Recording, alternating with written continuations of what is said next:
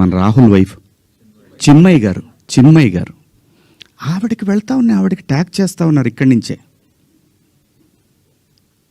మొత్తం ట్యాగ్ చేస్తూ ఉన్నారు. ఆ తర్వాత మన అనసూయ గారికి ట్యాగ్ చేస్తూ ఉన్నారు. ఎందుకు చేస్తున్నారు నాకు అర్థం కాలేదు.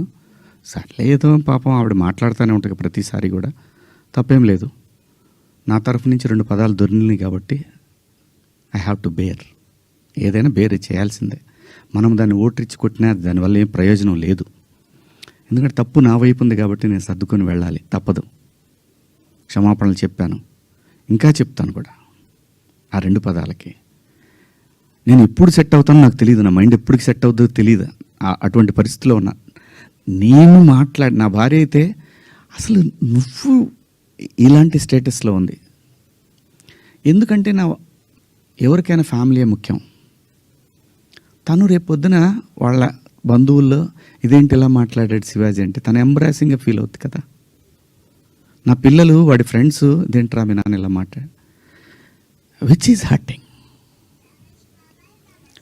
నా ఇంటెన్షన్ బ్యాడ్ లేదు.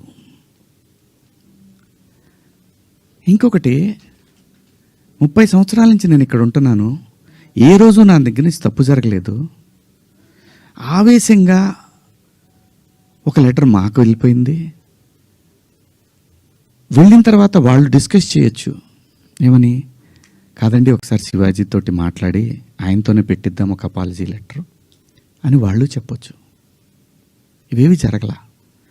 ఎవరికాళ్ళు ఆవేశంగా government of Andhra Pradesh, government of Telangana, CC to CP, CC to మహిళా commission, CC to PM, CC to international affairs. Why? ఒక్క మాట నన్ను అన్న ఏందన్న ఇట్లా మాట్లాడు. సారీ అమ్మ. నాకెవరు ఫోన్ చేసినా, నాకెవరు ఫోన్ చేయలేదు. ఒక సుప్రియ గారు సాయంత్రం ఫోన్ చేస్తే, అయ్యో శివాజీ గారు ఏంటి, సారీ అమ్మా నేను పొరపాటున 2 పదాలు దొరికినాయి. అవునండి, ఐఎమ్ కంప్లీట్లీ రిగ్రెటింగ్గానే ఉందమ్మా, నాకు ఐఎమ్ వెరీ సారీ.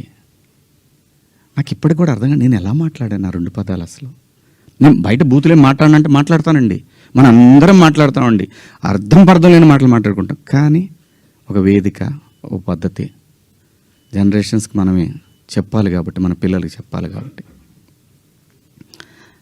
ఆవిడ